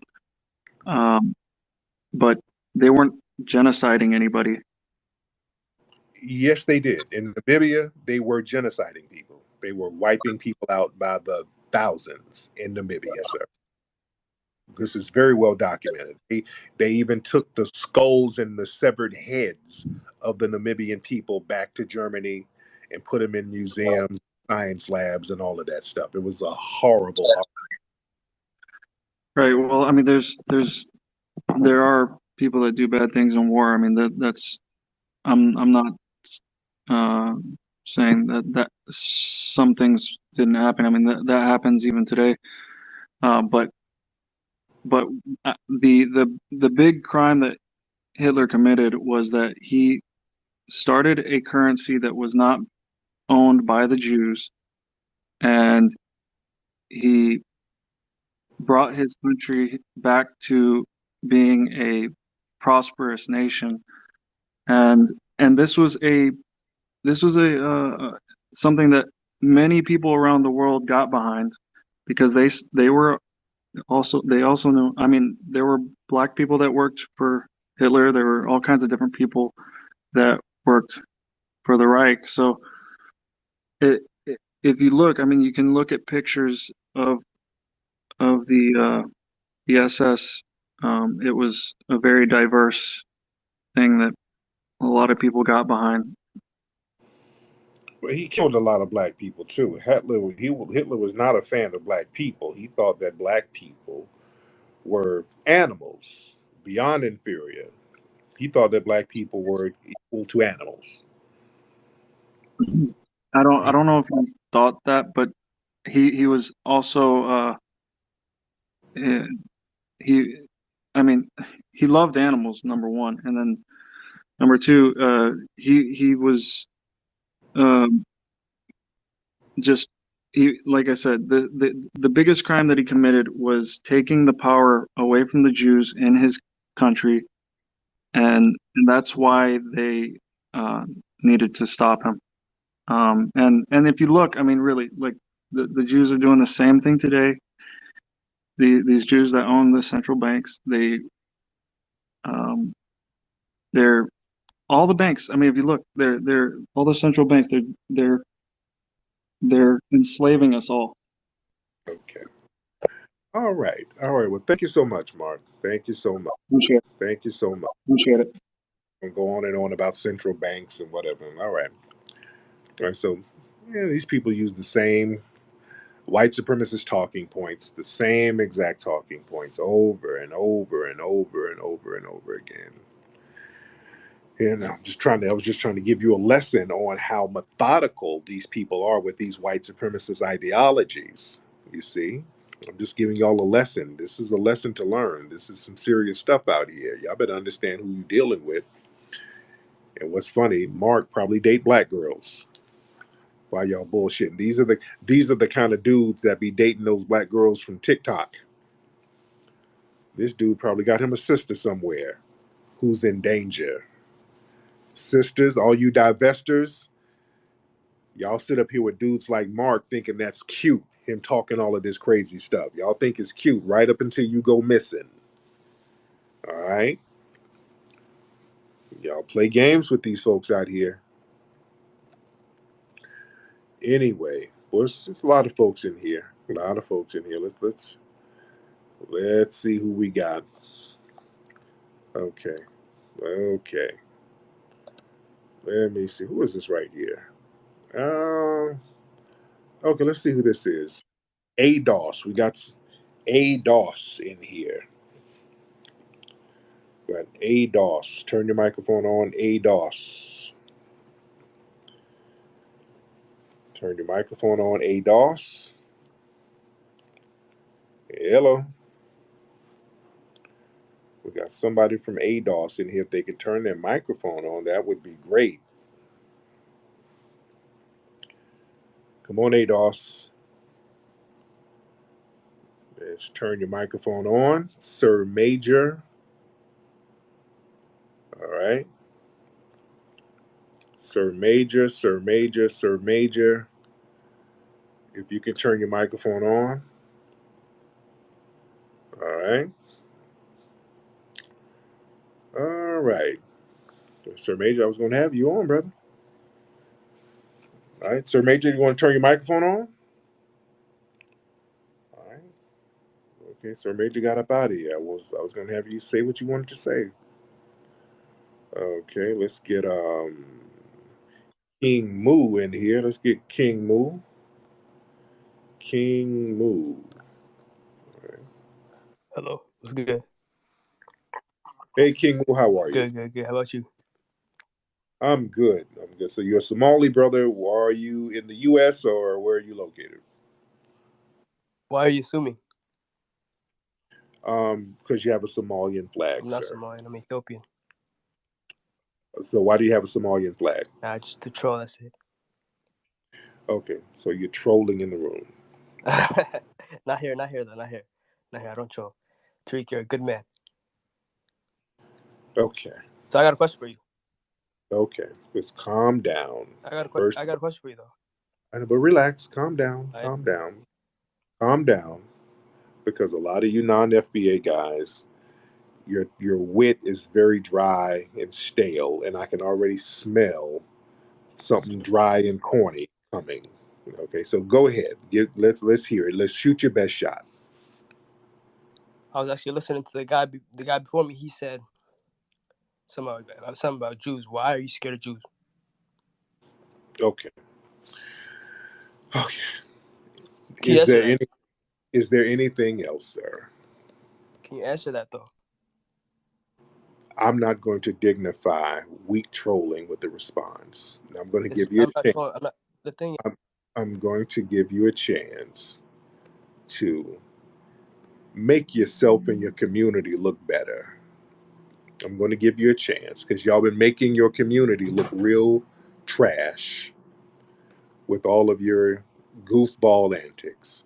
So I'm giving you an opportunity to make your culture look good. Go ahead, give it a try. Make your culture look good, sir. Go ahead, King Moo. When will you stop deflecting? When will you make your culture look good, sir? My culture is good. I don't know what the fuck you're talking about. Okay, and please don't try to sound tough. You sound very skinny and hungry. Okay, you See now, sound who's very, Tariq? You're the real sir, troll here. Let's be honest. You're the sir, real troll. sir, stop it. You're the real troll. Be honest with yourself. Okay, We're trying to have a conversation here. You're trolling, man. okay. What do you have to say, sir? You're very boring at I this. asked you the question time again. Why can you not talk about Jews? Are you scared of Jews? Okay, yes, I am. I guess I am. So now what? Thank you. Thank you. Yes, I'm That's all I need to know. afraid. And guess what I'm afraid of too? This nigga's so corny, bro. I'm afraid of flies. I'm afraid of all the flies buzzing around your face. I'm so afraid of them. And these are big flies. So I'm afraid of that too. I'm afraid of many things, sir. Okay? So I'm afraid of a lot of things. I'm not ashamed to admit that I'm afraid of certain things. I'm afraid of those flies that's on you too, sir. Because I heard they bite and they carry diseases, sir. But thank you so much, King. Thank you. All right. Let's get some more people on here. See, at least try to make your culture look a little better. Don't be a cornball all your life. Lord. All right, let's try. Raise your hand if you want to get in. All right. Okay. Yeah, a lot of people here. Okay. At my hotel, it's 2 in the morning, and the people next door are getting it in. I don't know what they're doing, but I hope somebody's wearing a condom over there. Somebody's gonna get pregnant. Okay. All right. Let's get one more person in here. Let's get um Mary Jane. I think that's Mary Jane. Hop on, dear. Hop on, Mary Jane. Hi, Tariq. When you just played the sound clip of the flies, I burst out, started laughing so hard I had to run to the bathroom. So I'm gonna wake up my kid. Tariq, where you be getting all this stuff? I said, damn, is this okay? Is this the zoo?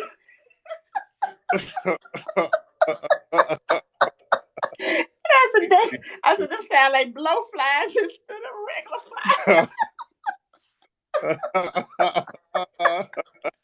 Boy, I swear, Lord, you know, you from the south. It's just too funny. man, you're doing the most, beloved. But Thank you. thank you, beloved. Thank you so much. Lord. Anyway, y'all, man. All right, I need to call my wife. That's